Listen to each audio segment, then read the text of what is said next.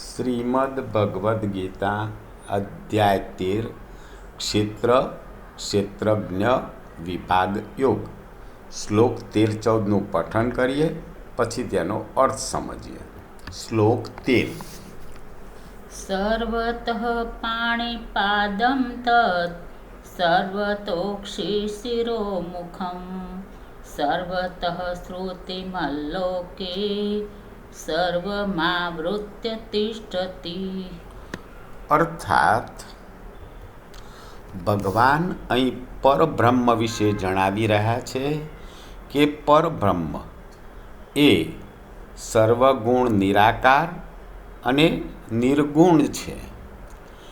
એ પરબ્રહ્મ એના સર્વ તરફ હાથ ધરાવનાર છે. પરબ્રહ્મના સર્વ તરફ આંખ, મસ્તક અને મુખ ધરાવનાર છે અને પરબ્રહ્મ કાન ધરાવનાર છે. બધાની તરફ બધા અંગો સર્વ તરફ ધરાવનાર એ પરબ્રહ્મ સંસારમાં સૌને વ્યાપીને સ્થિત છે. શ્લોક 14.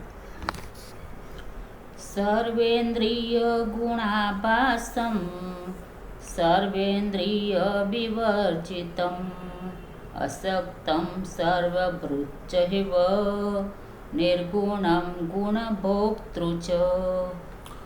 અર્થાત પરબ્રહ્મ જે છે એ સઘળી ઇન્દ્રિયોના વિષયને જાણનારો છે.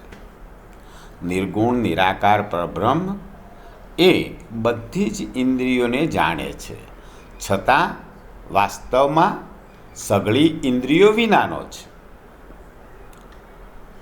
તથા આસક્તિ વિનાનો હોવા છતાં પણ સર્વને ધારણ કરનારો, ભરણ પોષણ કરનારો છે અને નિર્ગુણ હોવા છતાં ગુણોને ભોગવનારો છે.